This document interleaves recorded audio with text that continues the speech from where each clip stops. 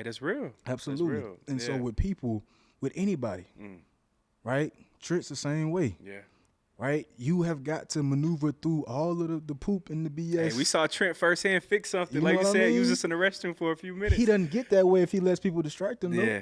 So greatness is in everybody. Yeah. The question is, how are you going to distract yourself from the distractions? If you do,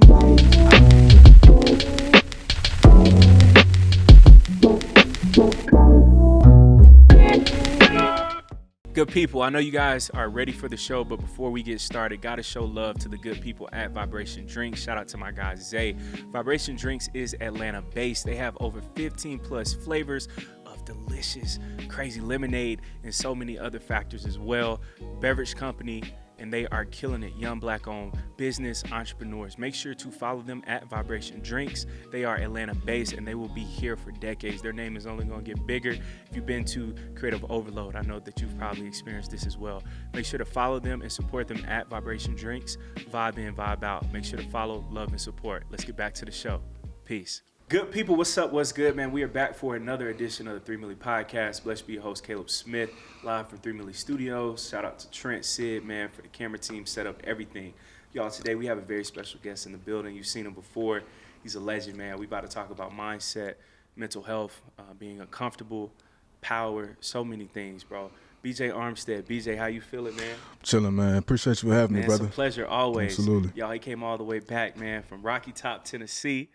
Morehouse, Georgia. He's been everywhere. Grambling. Yeah. BJ, man, how have these past 4 months been? And then two, earlier, man, before we even started filming, man, you talked about being uncomfortable for the past 4 months. So how's that experience been teaching, balancing Apollo Sports Counseling, all these different factors? How's that been for you so far? Well, before I answer that question, man, I actually want to say something to you, man. You know, we talked about this last time, this vision that you had of Thank you, bro. having your space, man, and you. you're just going out and venturing out and doing your thing, man. So Thank I you, want bro. to say congratulations. Love, to you, bro, man. I appreciate 100%. that. BJ, Yeah, same proud to of you, you. man. Hey, Yeah. you already know I'm watching you every single day, man. So I appreciate that seriously. Yeah, Much love. man. But these past 4 months, man, they've been uncomfortable. You know, I've had a lot of fun, but it's been uncomfortable. Yeah. I've had the pleasure of teaching. I've had the pleasure of educating people, athlete or not. You know, people who are a little bit younger than me, people who are 10 years younger than me. But I think in these situations, I'm just learning who I am myself. But you know, with all uncomfortability, you learn, and that's the biggest thing right now for me is learning who I am, learning how I can become more of who I am. That's a bar. That's a bar. Yeah. But I mean, it's been a fun adventure, man. These past 4 months, man. Yes, sir. I've gotten a lot closer to God. Just been building. Yeah. You know, I've gotten a lot more focused. You know, so I think that's a blessing in itself. So. Yeah. Being focused, man, I love it. Y'all, I'm telling you, you about to get so many gems, all this, on your Instagram page. One of the best quotes I saw, man, the man who has power dictates the rules. If you can you break that down for us? Of course. Power is something that you earn. Nobody gives you power. It doesn't matter who your dad knows. It doesn't matter how much money your mother has. The networks that your grandmother built in 1951. Wow. Nobody cares. Wow. Your parent cannot give you what they had inside of them to make them great. They can't. Wow. You have to have that for yourself. Wow. Right? That has to be inside of your own heart. Yeah.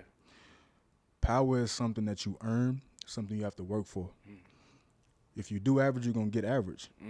The person who has power is not average. Everybody doesn't have power. Everybody's not a leader. Everybody's not a boss. Yeah. Right?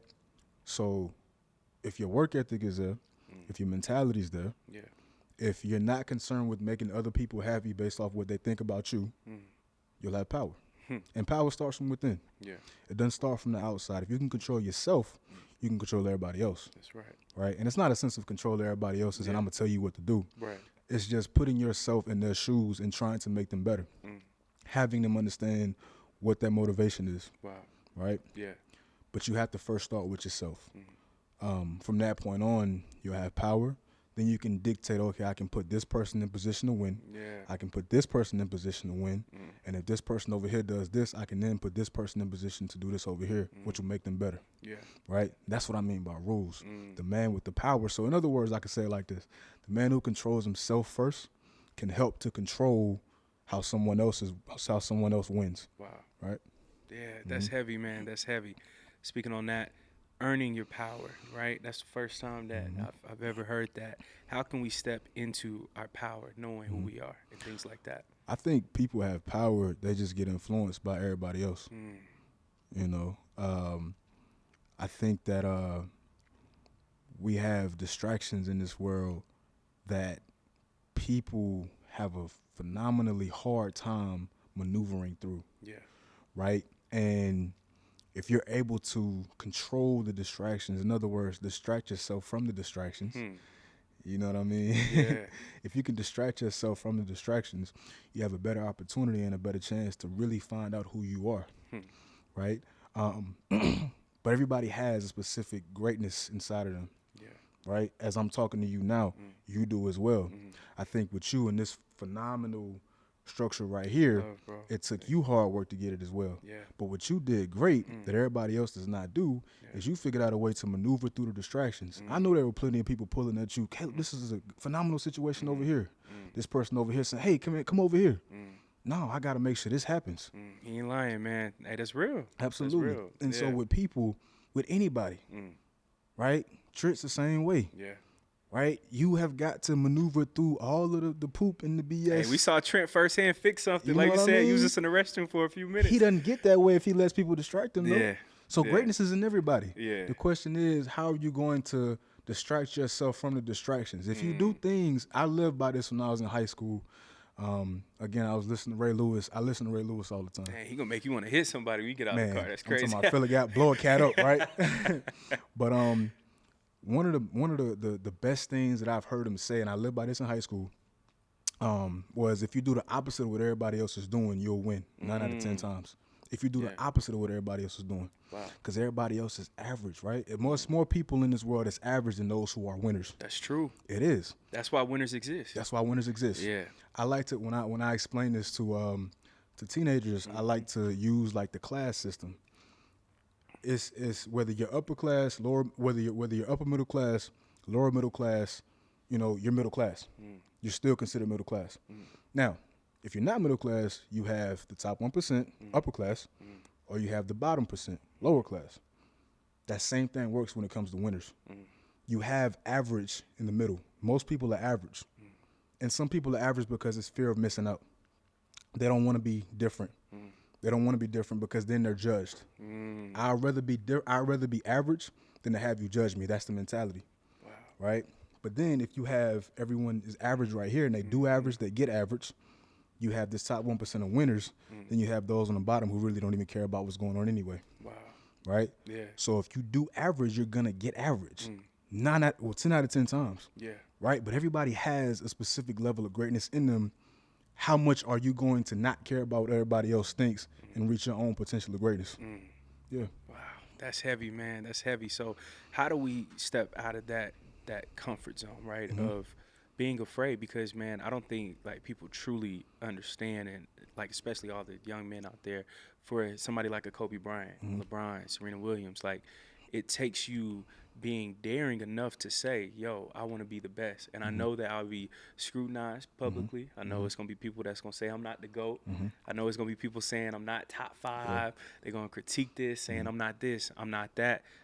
Even Kobe, I think in the 96 playoffs when they played against the Jazz, he airballed like 3 consecutive times. But then now he's considered one of the most, or if not, besides Jordan, one of the most clutch athletes ever. But he started off airballing. So, like, how do we dare to even say, yo, even if I airball 3 times, I'm coming right back. I'm not hesitating. So how do we step out of that comfort zone? You have to literally get pissed off. Yeah. When I say that to people now, they get scared. Yeah. Because people are too afraid to visit this dark side that they have inside of them.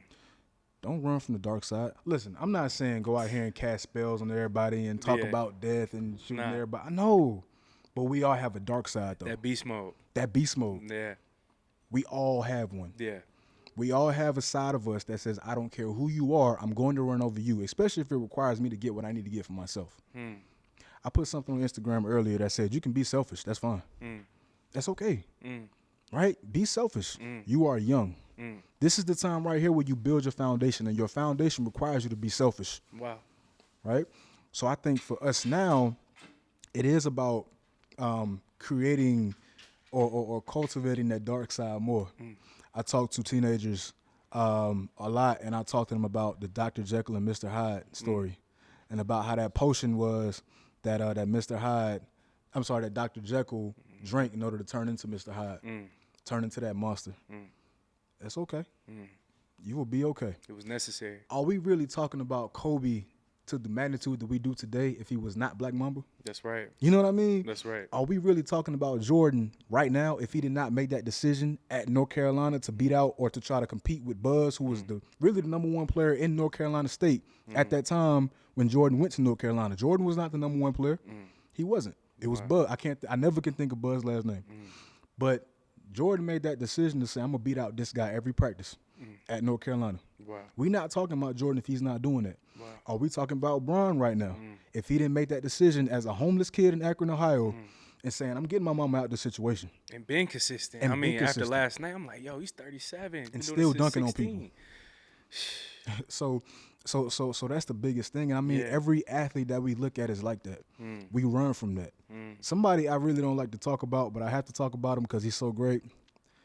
And I'm interested to see who it is. Again, I'm from Atlanta, and I hate talking about this guy. You gonna say Matt Ryan? I'm gonna say Tom Brady. Oh, Tom Brady. Okay. You know, I hate talking about Tom Brady. But you gotta respect it. You have to. BJ, do you know that the players that he's playing with, some of them weren't even born yet? Yes. When he was playing football. That's crazy. And that's what a winner is. You know, a winner is that person that doesn't care about how you feel. I don't care about how you feel. I'm showing up. I got to win. By all means necessary, I got to win. And if I got to step on some toes to do it, fine with me. Wow. But here's that mentality that I'm talking about now. Here's how other people perceive that. What I just said to you about not caring about stepping on other people's toes, some people going to look at this interview, they're going to look at me say that, they're going to say, oh, this guy is crazy. This guy is mean. And that's why that many people win at everything they do. Because everybody has this mentality of, oh, this guy's crazy. This guy is mean. No. A winner know what I'm talking about. And that's that top 1%. Y'all, I think we got the title already. Distract yourself from the distractions. And on your page, man, you talk about distractions all the time for young men out there, young women. There's so many distractions now. I mean, we got TikTok, we got Instagram, we got a whole alternate universe now. We got the metaverse, we got NFTs, which, of course, you know, that can make you bread, but that's still like an alternate universe that requires attention, time, being on your phone, social media. How do we lock in when it comes to reading our books, meditating, taking care of our mental health, all those things? Prioritize it. You got to prioritize it. You know, some things that we do in this life happen by accident. Success is not one of them, and it never will be. It's a formula to it. It's a formula to it. Yeah. It's never going to be. So you will never be successful on accident, and that goes with anything you want to do. So if it is mental health, if it is mindfulness, meditating, if it is reading books, if it is putting the phone down, you have to strategically set a plan and put that plan in place and execute that plan every single day. Every day you wake up, right? I promise you will never do something that you want to do that's successful on accident. You're not. Eric Thomas said that. Success is very intentional and deliberate, and it is, right? So it is about prioritization. That's it. That's it, man. Prioritization, that's huge. Apollo Sports Counselor, man, you give back to the kids, to the youth. How does it feel seeing like a younger version of BJ, rather, that's sitting down in class when you're talking to the kids? Or how does that feel, just, man, giving back, giving game? Man, Apollo Sports Counseling, that's my baby, man. Yeah. You know, I think Apollo means so much to myself, but it means so much to the 16, 17, 18-year-old teenager who is understanding that it's okay to talk about my emotions. Wow. It's okay to talk about mental health. I'm an athlete, yes, but it's okay for me to talk about stress, anxiety, depression, trauma, right? And even if you're not an athlete, even if you are 21, 22, 23, 24, I have somebody to talk to, right? I have somebody who will understand me. I have somebody who will not just dismiss what I tell them, but try their best to put themselves in my shoes, right? I think, you know, it's a platform and it's an organization and a corporation that would mean so much to me if I was 16. Because I didn't have that person that would say, listen, I'm willing to speak with you. I'm willing to spend time with you. So I try to attack things from the macroscopic level when it comes to the mental side. Whether that's mental health, whether that's mental toughness. I just became certified in mental performance mastery. Wow. So I'm just trying to be the best that I can be to help Apollo out, which then could help out other people that I know need the help. So. That's right. Yes, sir, man. On your page as well, speaking about the mind, you said something that was beautiful, right? Like once everybody has the same amount of money, the same physical gifts, the same gifts, everything, the only thing that separates the good from the great is the 6 inches in between the ears. That's it. It's the mind, man. That's Can you it. speak on the overall importance of having a strong mindset? Because I don't think people understand, like, once you make it in corporate America, once you make it in entrepreneurship, once you make it just being an adult, everybody can be average. Yeah. But what separates the average from the good from the great is all that's up here. It's the mentality. You know, it's the mindset. I think we were talking about distractions earlier. I think material things are cool. You know, cars are cool, houses are cool, jewelry's cool. I wear all of it. You know, I have all of it. You know, it's cool, right? But it doesn't mean anything if your mind's not right. You can have a cake, right? Normally, it's two things to a cake. You got the batter and you got the icing, right? Or I say the bread, the cake part. Yeah. And then you got the icing on top. We eat the cake. Well, a lot of people eat the cake. Yeah. They eat like the whole thing, right? If you eat too much icing, though, what happens to you? You get sick. You get sick. Yeah. You in the hospital, got diabetes. Yeah. You know, your vision getting blurry. Couple toes might have to get cut off. You know what I mean? Not as real. The materialistic stuff that we have, that's icing. Wow. That's not the batter. That's not the bread part of the cake. It's icing. It look good. Wow. Probably taste good. Don't mean nothing. You got to have a mindset, right? You got some people out here, they have it so bad, man, to where they'll do whatever they can to fake being on top. Yep. You know, and if you're faking being on top, you're not going to get very far because there's no foundation. There's no substance. The foundation is the mentality. The foundation is the mindset. That's the foundation. Wow. Right? I put out something else on my page a few days ago that said a real hustler can lose it all and get it right back because his mind's strong. Right? And that's really when the fun starts. The fun starts when you lose it all. Personally, I love losing it all. I love it. When I was 16, 17, I used to go into situations where I knew I would hurt. I would talk to that girl who talked trash about me before school started, and a couple weeks before, I would try to talk to her because I knew her reaction was going to be bad towards me. Or I would go talk to this guy who think he's better than me. It wouldn't do anything but give me more batteries. You know what I mean? That's it. Embracing that failure. Embracing that failure. Wow. You know? Okay. So it's a different language that winners speak. Yeah. You know? Yeah. Nah, that's real. Man, language of winners, bro, because it's so many people now, right? Social media age. It's all about looking good, like what you said, faking it until you make it. So how do we shift that, right, to embrace a loss and overall just like understand a loss is like ultimately a lesson, and it's not just a loss sometimes. And embrace trying new things, embrace failure, stepping out of that comfort zone, and knowing that you will fail, but that's okay. How do we get more comfortable with being uncomfortable when it comes to failing? Everybody's not going to understand that. Obviously, the easy thing to say is understand that you're growing, and which we are. Yeah. But there's so much around us, Caleb, that tells us to feel like this. If you don't have this over here, you're not doing well. If you don't have this over here, you slacking. You ain't worth anything unless you have this car, unless you have this piece of clothing, unless you live in this type of house. Saddest thing in the world, man, is when you turn on Instagram and you see cats out here that you know personally are in South Beach taking pictures in front of Lamborghinis. Man. I know your mama. Wow. That ain't your car.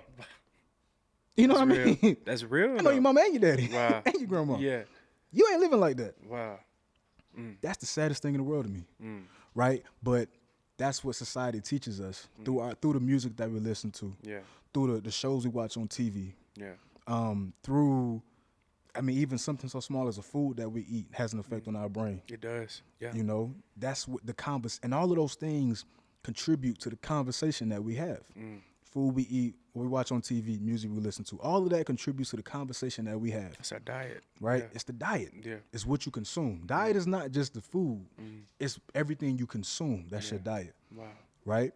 If you're consuming BS, what's going to flow out of you is BS. Wow. Because when pressure hits, you ain't going to go back to what you work for. You're going to go back to what you know, and you're going to react. Wow. Best thing to do is just put good things inside of your body, inside of your ears, inside of your nose, inside of your mouth, inside of your eyes, all of that. Yeah. If you protect your 5 senses, your 5 senses will protect you at the end of the day. Wow. You know? Take care of your body, take care of your mind. BJ, how do you take care of BJ? Because you do a lot, so how do you unwind? How do you unplug? Yeah, that's a good question. Thank you. My answer to that is gonna sound like I'm still plugged up, but it is. I go 100 miles per hour. So if I go 90, I'm slowing down. You know what I mean? Yeah. I read a lot of books, man. You know, I read a lot of books. You know, and I just try to get more information as much as I possibly can. Yeah. I think about knowledge the same way I think about income. You want to have passive income. I want to have passive knowledge as well. That's deep. You know, so for me, passive knowledge might be I'm watching a movie about entrepreneurship, but I'm also reading. So I'm not being active necessarily. Well, physically active. Yeah. I'm being mentally active. I never want to turn my mental off. I never do. I want to continue learning as much as I possibly can, right? I was watching an interview from Mark Cuban a couple of days ago, and he was saying you have to approach life as if somebody is working 24 hours every day to take what you got. Wow. They working 24. They don't sleep, right? And I'm not saying don't sleep, Yeah. but that mentality has to be inside Sense of of you. urgency. Sense of urgency. Yeah. Right? That intent has to be inside of you. Yeah. You know, again, success is very intentional and deliberate. If you don't work for it, it's not going to happen. You will never be successful on accident, ever. Right? So for me, unwinding looks like that. I mean, of course, I have days where I try to kick back with family and everything, friends. But I read a lot of books. I watch movies, and the stuff that I watch, again, going back to what we consume, I try to, even when I'm watching movies and I'm eating, you know, what I would call junk food, I'm still trying to nourish my body the right way, have a good diet, consume the proper things. Because I know once that pressure hit, I'm going to react. Whatever's inside of me, I ain't going to have time to think. Yeah. That's what pressure does, right? Whatever's inside of me is going to come out. Let me go ahead and take the initiative to put good things inside my body right now. So by the time that pressure hit, I ain't got to think about what's coming out. You know? That's beautiful, man. On your page, man, you also talked about the hustle versus the grind. And I thought that was very, very interesting. If you can you please break that down for us? Yeah. There's a guy behind you right there. Yeah. Shout out to Nip. You know, if you look at that brother closely, man, that brother never went anywhere without looking phenomenal. That's real. He never went anywhere without being charismatic. He talks about charisma a lot. Yeah. Being charismatic. You gotta have that. You know? Yeah. But at the same time, that brother will outwork the hell out you. Yes, sir. Excuse my French, people. Nah. But he was somebody that would outwork you and outthink you at the same time. And look better than you doing it. That's a lot to take. That's what hustle is. Yes, sir. Hustle is when you outwork somebody and you look good doing it. You know, I look flawless. I'm still fresh. I'm still, you know what I mean? Like I'm smooth. That's probably the proper word to use. Yeah. I'm smooth. Yeah. You hustle. Yeah. Appreciate that. Right? Man. Shout out to BJ as well, man. I'm telling y'all, for real. You hustle, right? Yeah. You'll outwork somebody, but be smooth with it. Be charismatic with it. Charisma is nothing but getting people to like you, right? Being attracted to people, right? Grinding is you just in the mud getting it. I mean, you ain't got no conscience on, boy. You ain't thinking.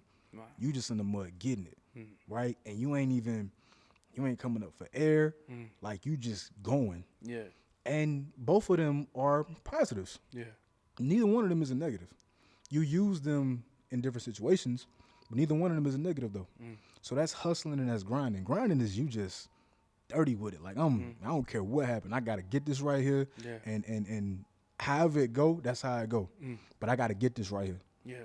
Right? And you use grinding sometimes you use hustling. A better concept I would say to that though is discernment. Knowing when to hit gas and when to hit brake. That's key. Yeah. You know what I mean? Yeah. That's a better concept to that. Discernment is more important, I believe, than anything, especially for guys like you and I, entrepreneurs, and everybody you done had on this wonderful platform, entrepreneurs, because you can work so hard and miss your opportunity to shine. The very thing that you work for, you can miss by going and doing what you think you need to do to get that opportunity in the first place. You can overthink. You can overthink it. Yeah. Right? Which is, it gets a lot of entrepreneurs in trouble because we're so good with our instincts. You have to be. Yeah. You have to be. Yeah. Right? But you got to know when to hit a break. That's right. So. Yeah. Man. Y'all, I'm enjoying this. I already know y'all probably are as well. Interesting fact as well, if y'all don't know, BJ is Atlanta homebred to the soil, man. That's hard to find. It's almost an extinct breed right now, bro. It's crazy. And Nipsey Hussle was named after your family member. After my third great cousin. Nipsey Russell. Nipsey Russell. From Atlanta. Great comedian, activist, everything. Nipsey Russell's one of the first black comedians, and he's from Atlanta. Yes, sir. He's my grandmother's first cousin. Wow. And his name was Nipsey Russell. That's a direct line, y'all. Ain't second, third, fourth on this side separated, none of that. And that is who Nipsey Hussle named himself after. Yeah, that's dope, man. So, BJ, man, you being from Atlanta, family members going to Doug, what impact has Atlanta had on you as a man today? Yeah, growing up with family members that went to Doug, went to Crim, went to East Atlanta High, which they shot ATL, the movie at. For those who know, back in the day, Atlanta, going to Trinity. But I don't know, man. Atlanta is just a place that I felt like I wouldn't want to be from anywhere else. I wouldn't want to have any other city's blood inside of me. Atlanta is a hustling city, man. It's a city where if you can't get it out the mud, you ain't gonna make it. But you're gonna look good doing it. See, that's grinding and hustling at the same time. That's it. My dad is old school East Side Atlanta, man. Yeah. And a lot of the principles that he instilled in me shaped who I am today. I would say all of them. But and then, of course, my dad having me around other people who are from where he's from, Kirkwood, that whole Zone 6 area on the East Side, definitely helped me as well. Having OGs talk to me, tell me about how my dad was back in the day, and just putting that knowledge inside of me. I love it, man. It's not just coming from one specific location, but it's coming from all around me. Man. My mom having connections on the west side of Atlanta. My grandmother's living in the Bluff and places like that. I mean, it's home, man. Yeah. Like, it's home. I don't know how to describe home, but I can describe home. Yeah. And home for me is Atlanta. I feel that, bro. Yeah. Man, born and raised, killing the game. Being in Knoxville now, what was that culture shock like? Not knowing anybody, being uncomfortable as well. How did you adjust to that time period for you? Yeah, Knoxville is an interesting place. Yeah, shout out to Rocky Top. Shout out Rocky Top, man. It's an interesting place, man. I think it's a different population, of course. It's different mindsets. Yeah. It's not the city of Atlanta as I'm used to with the buildings and the lights and everything. Yeah. Waking up and just deciding, I'm going to do this today. I'm quiet. You just hear nature. You know what I mean? Yeah. The mountains and everything is up there. Yeah. I'm not used to that at all. Yeah. But for me, Rocky Top is a place of learning. It's a place of challenge. Yeah. In my phone right now, I have probably about 500 to 600 notes that I've taken in 4 months. Wow.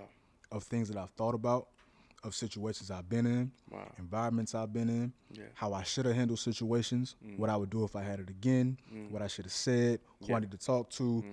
I mean, I have notes and notes and notes and notes and notes because I feel like we're put in situations, God puts us in situations that we're supposed to learn in, take this information and go where he has us going and use the information there. Wow. You know, Yes, so sir. for me, it's been a place of learning, and I appreciate the experience. Yeah. You know, I said before I'm uncomfortable, but I love it. Mm. I wouldn't want to be nowhere else.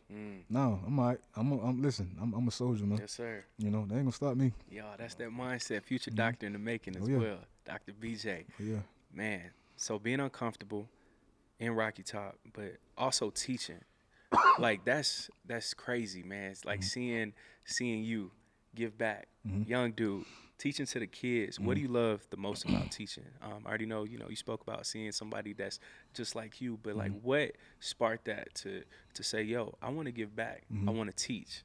What sparked that idea?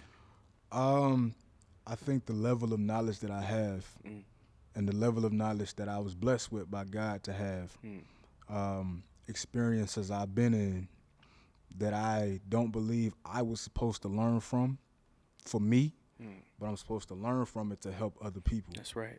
Because somewhere, and I didn't really understand this, Caleb, until I went and spoke to high school students. That's how it goes. And I'm sitting there telling my story, and I got people in the front row crying. I'm like, bruh, I'm 26. Okay. Yeah. They're like, nah. We crying because we going through the same thing. Yep. I'm like, huh? Being a voice for the voiceless. You know what I mean? Yeah. And they're like, again, I don't like what you said. I don't know how I was gonna say that. Like, how was I going to come out and say I need help? It took for somebody to say I've been through the same situation to come and offer me help, to then say, okay, cool, I can talk to this person. You know what I mean? Yeah. So I think that's an important thing. But just the ability to let people know that, A, I'm here to educate, and two, well, before A, I would say I'm here to listen. Then I'm here to educate. But before that, I'm here to listen. I'm here to empathize. I'm here to reason with you. I'm here to figure things out with you. Yeah. If you need some assistance, you need some advice, I'm always here. You know, so for me, teaching is something I'm going to do anyway. Yes, sir. I couldn't run from that. I'm going to do it anyway. That's who I am naturally. Yeah. It's my calling. Yes, sir. Good people, I know you guys are probably enjoying the show, and I'm glad to hear that. But let me tell you about 2020 Visions. It started by my guy, Zay Applin. He started in the year 2020. Media production. He does photography, videography, marketing, apparel, and so much more. What separates them from the rest is that they're versatile. They have an umbrella that consists of a plethora of things. Again, with the marketing component, the advertising, then they hitting you with the apparel, photography, videography, helping your brand look the best that it can possibly look. Make sure to follow at 2020visions _ support Zay Applin, young business owner, and check them out. Also, their marketing services will be public very, very soon. Make sure that your brand is taken care of in the right way and put it in the hands of 2020 Visions. Now let's get back to the show. Enjoy. You know what I mean? So that's what it is. BJ, man, as somebody who's dealt with mental health firsthand, suicide, all these things are so serious, man. There's so many young men that commit suicide, young black men, young men in general, young women, left and right, especially like our age group. Because I think what makes Gen Z, millennials so unique is that we see everything on social media, whether it's death, whether it's success, whether it's failure, comparisons. How do you feel, man, still standing after suicide attempts? How do you feel about how we can address suicide, mental health, depression? Like, how do we address those things? Because sometimes that's considered taboo. So how do we start addressing those and saying, young dude, I see you, I feel you. How do we start with that process? Well, I mean, I'm blessed. Yeah. To still be standing Yeah. here. And not for myself, but because I lived through it.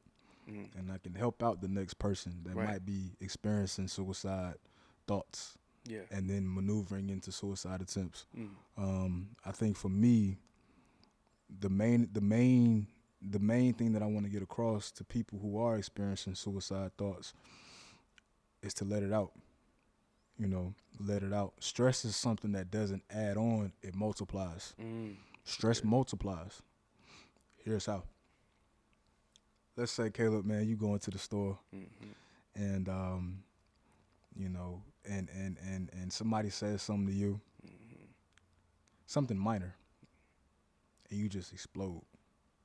You get back home, you like, I don't even know why I exploded. Why did I do that? There's a lot of things that led up to that. Because it's something you went through when you was 10 that you ain't talk about. And every single time somebody reminded you of that situation, Caleb, they push that button. It's a trigger, yeah. When they push that button, started stacking on top of each other. Yeah. Now you go to that store, and it's not reminding you of what you went through when you were 10. it's everything you went through when you were 10 that's stacked on top of each other now. Wow. Right? So I think for us, it is about talking about it. Right? There's an experiment that I do where I get bottles of soda. And in bottle number 1, I'll have Sprite. It's 3 bottles of Sprite, like with the little green bottle and everything, so you can't tell what's inside. It's a bottle of Sprite. I open the top, right, and I just let it sit. Yeah. Put the top back on it, write a 1 on top. Second bottle, I'll pour it out a little bit. It's about halfway full now, right? Close it up, write a 2 on there. Put it to the side. The third bottle, I'll fill it up as much as number 1 is filled up, but it's water. I'll have 3 participants come up, and they'll shake up the bottles for 30 seconds. Have them stand on towels. They'll shake up the bottle for 30 seconds. Hard. Shake them up hard as they can. All right? I'll say bottle number 1, open it up. They'll open it up, and because it's Sprite, it's carbonated water, it explodes everywhere. All right? Bottle number 2 will go. His will fill up to the top. It's going to fizz up to the top, right? But nothing's going to come out. Number 3 will go, and it's water. You can shake it up however long you want to shake it up. Nothing's going to come out. It's water. I'll say, what's that a representation of? I don't know. It's stress. Number 1 didn't talk to anybody about what was going on. Wow. So as you're shaking it up, all that carbonated water is filling up to the top. You pop the top, it's going to explode everywhere. That's you. You ain't talking to nobody. You didn't talk to anybody. Wow. No psychologist, no social worker, no counselor, no therapist, nobody. No coach, no teacher, nobody. Number 2, talk to some people. He might have talked to a friend or a coach or a teacher. As a result, he let it out. But he didn't seek professional help. Right? So he went up to the top and nothing came out. Wow. Number 3, talked to everybody. Psychologist, coach, teacher, Good. social work. He good. Wow. Nothing came out.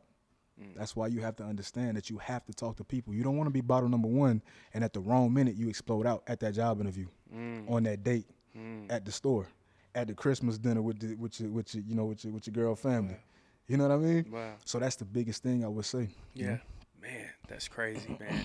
Speaking about that, mental health, all those things, BJ, you also went to multiple HBCUs. You went to 2 legendary HBCUs, Grambling. You also went to Morehouse, man. What was that whole experience like being at legendary schools, man, historic schools? Man, it was wonderful. It was wonderful. Grambling, when you go to Grambling's campus, you feel it in the air. Yeah.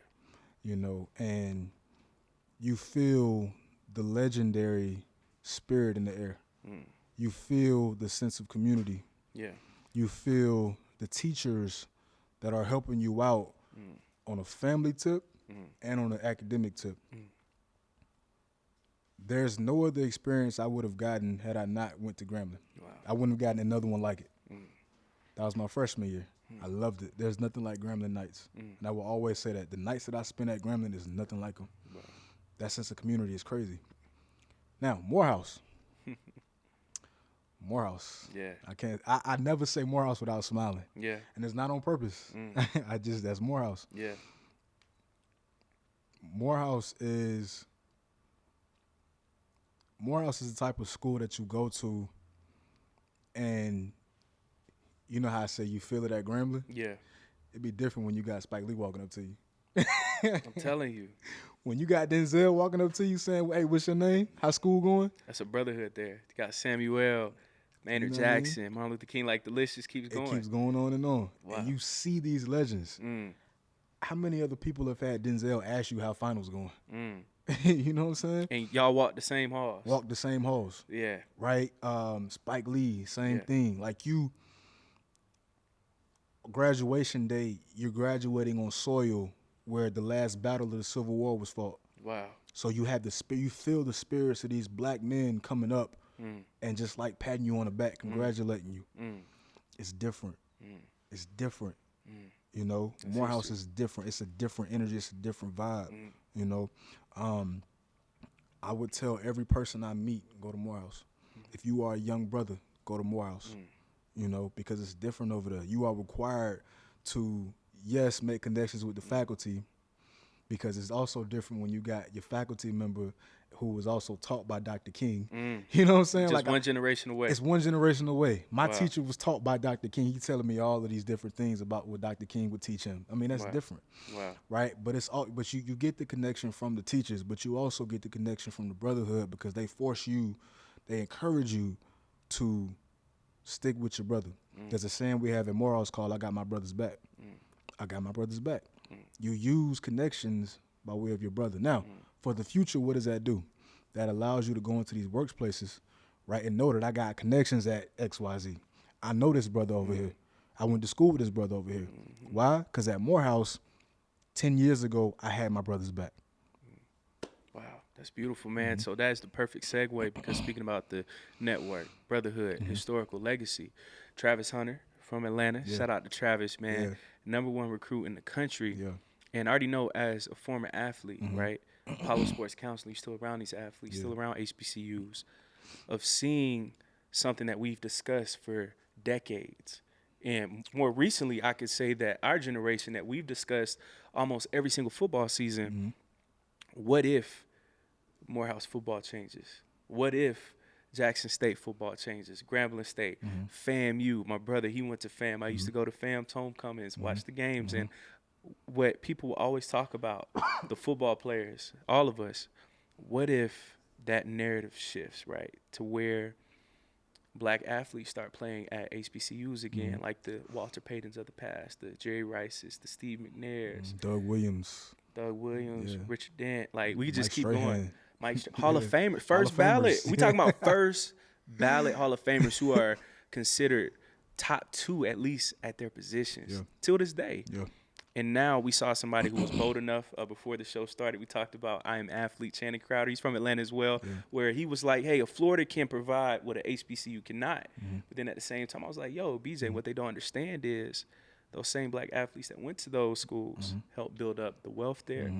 They were 5-star recruits. So then, of course, you're going to attract more 5-star recruits. Then if we go 20 years down the line, of course, you'll be a Florida, Alabama, Georgia. So now, man, as somebody that's involved with the kids, HBCUs, Apollo Sports Counseling, former HBCU athlete, how does this hit for you, seeing the #1 recruit go to Jackson State, and then you about to hit up the game on Saturday as well? So how does that feel for you, seeing that? Feels legendary. I'm gonna hit you with the future, man. It feels sensational. Yeah. I'm gonna hit you with the future. That's real.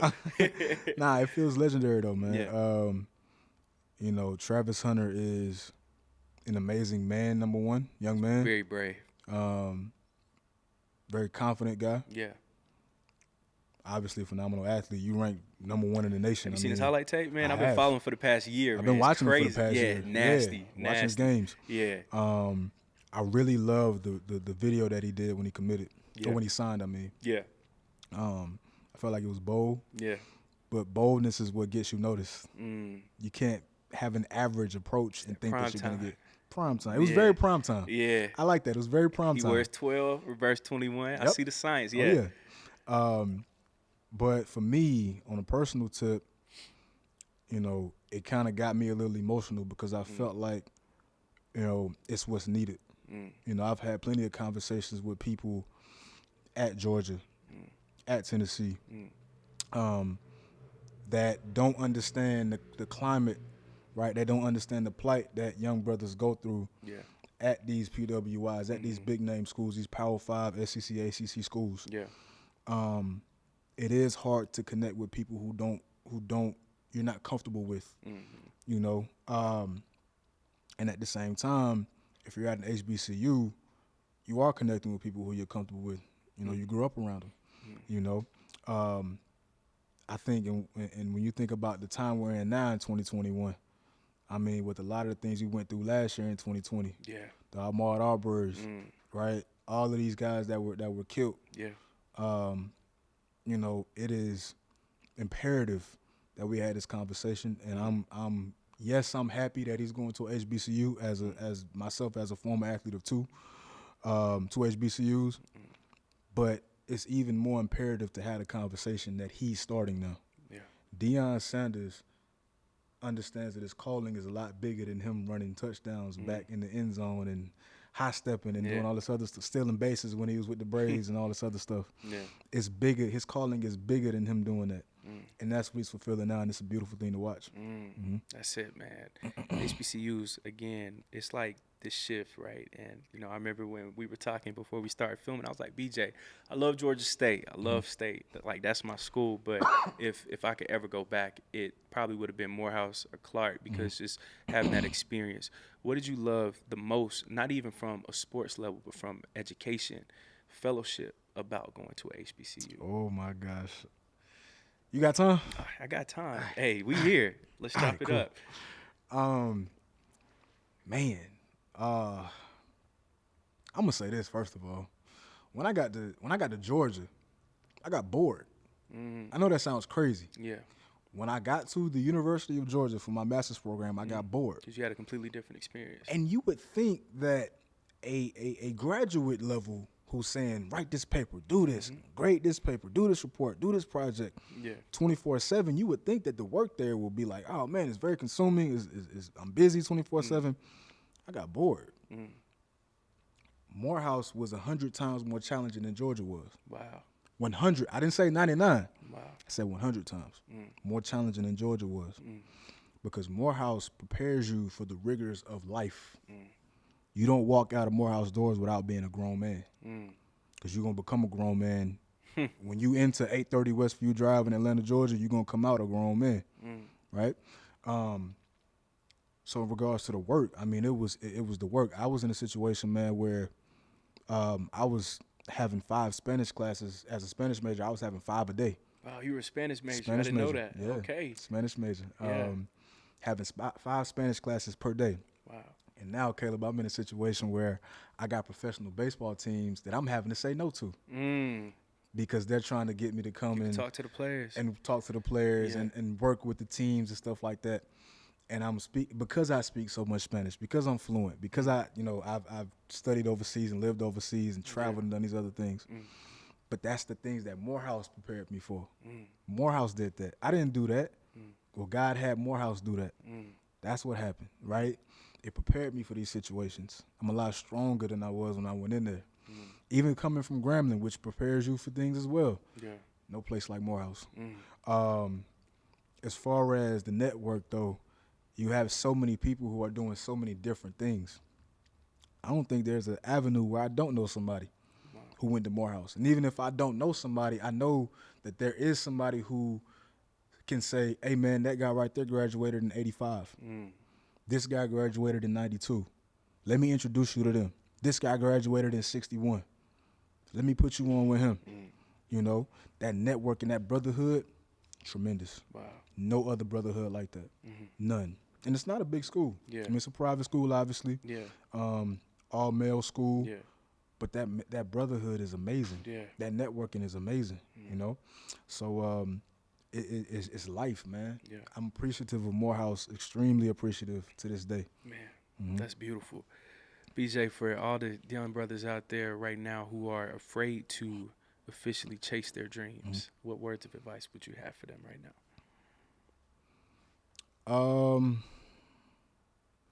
You're going to die one day.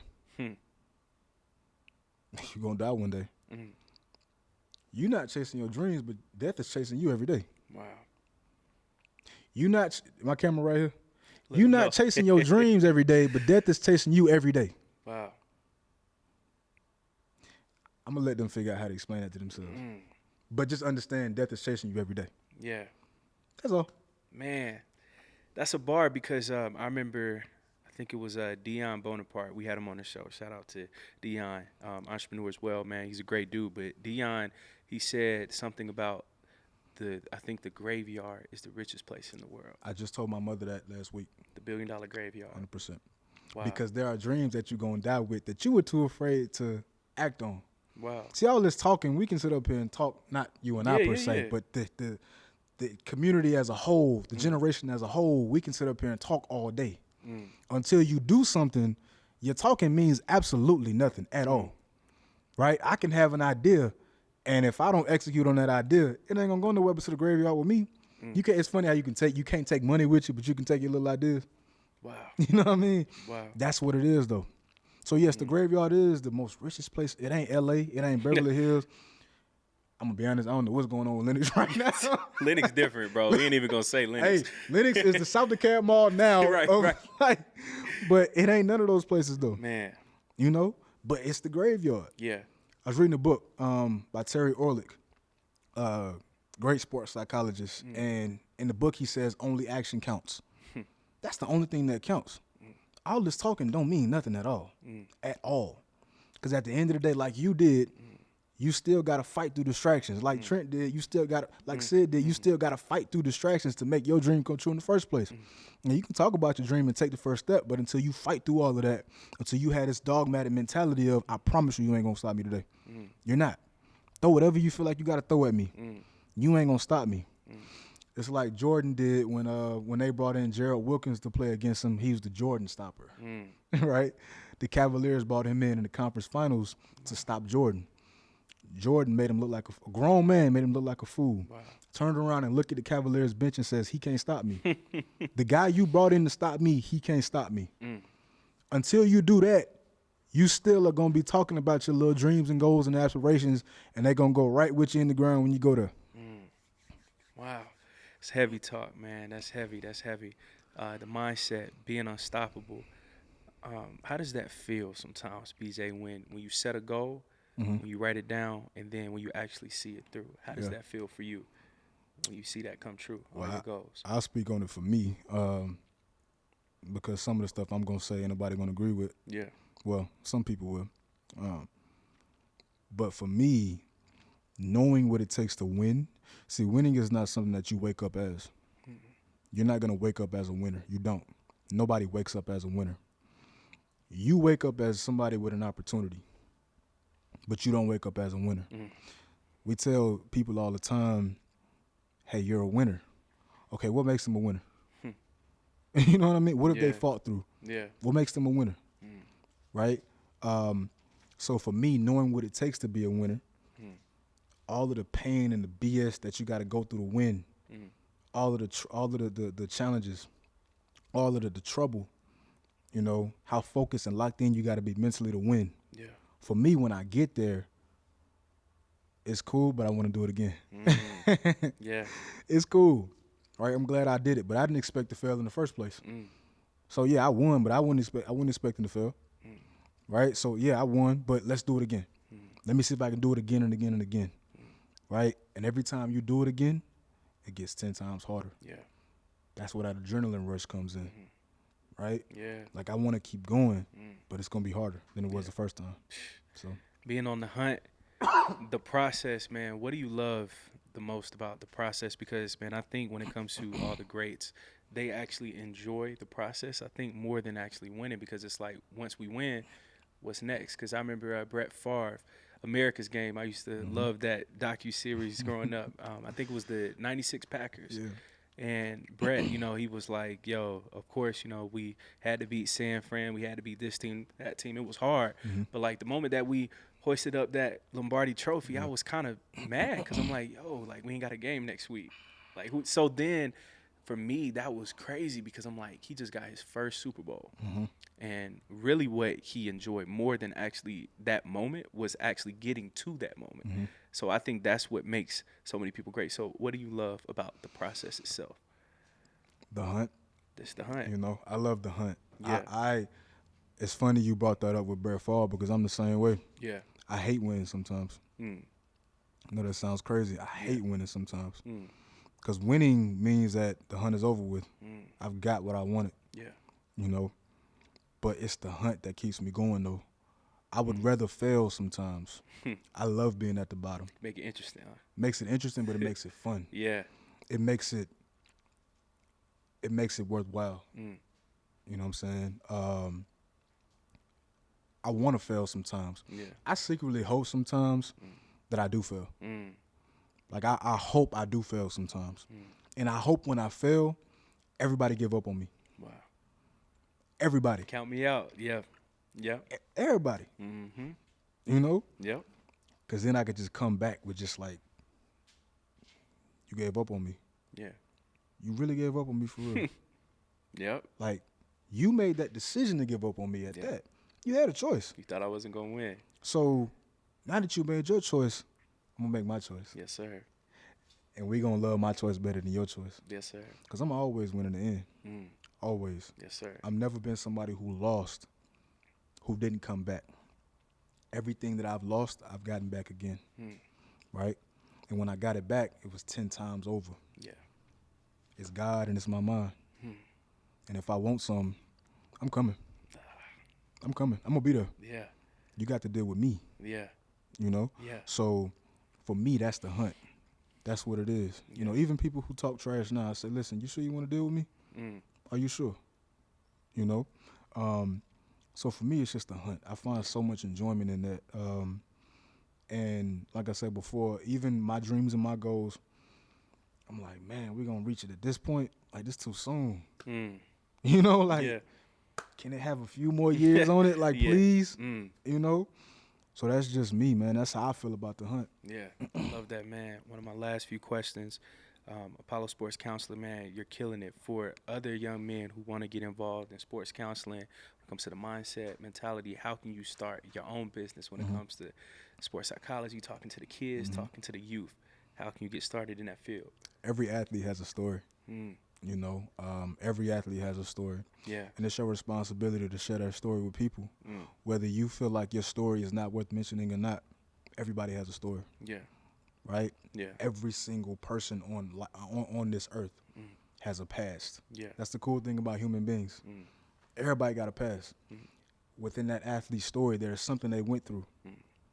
Right? There's something they went through. I think that's the thing that all athletes have in common is there's something that you faced. How did you come out of it?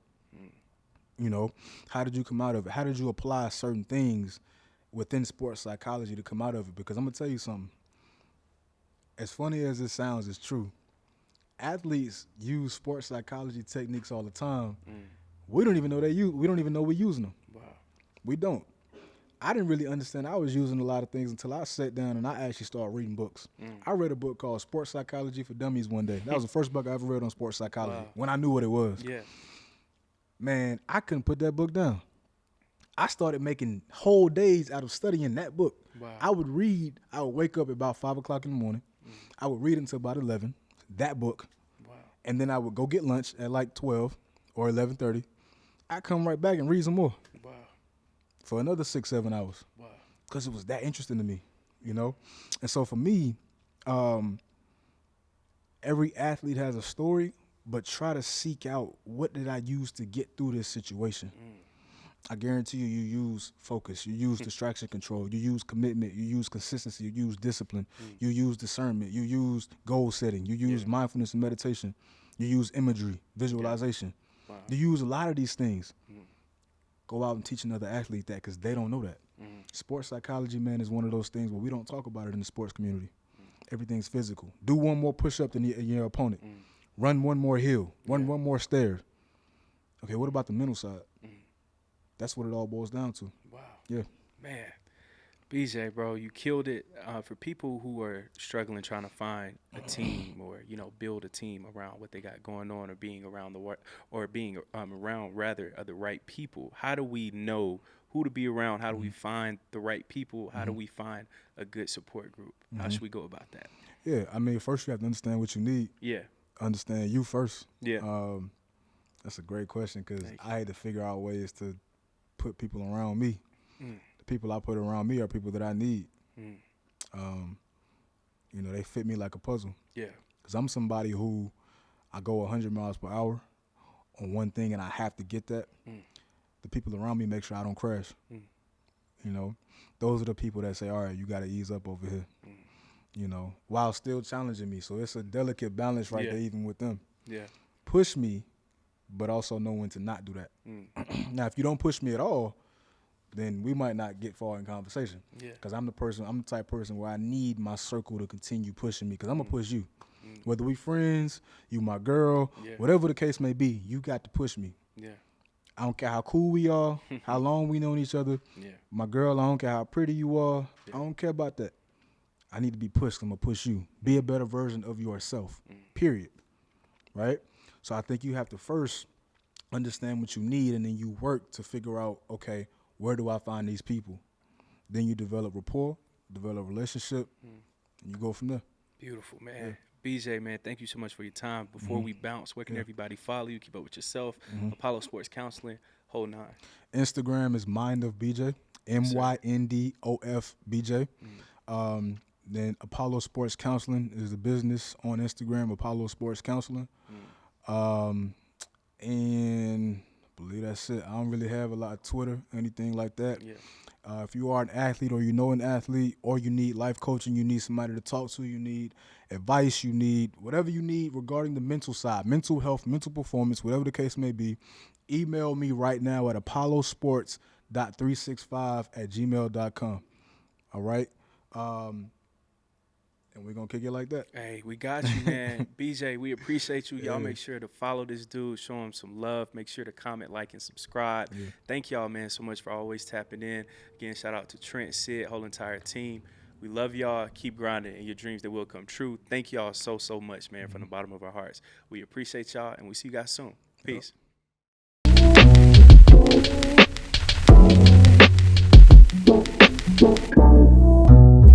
Yep.